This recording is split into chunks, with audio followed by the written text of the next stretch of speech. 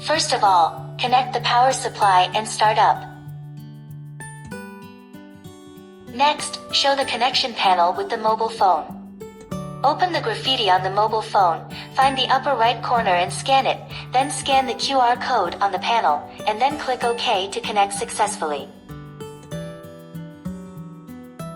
Our panel can cooperate with the smart doorbell. After connecting the graffiti software with the smart doorbell, it can be displayed on the panel by ringing the doorbell at the door.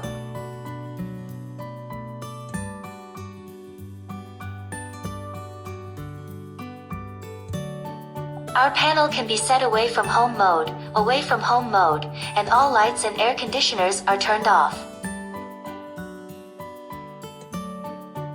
Setting red mode can adjust the lighting of the whole house, and the lighting of the house changes with the adjustment of the panel.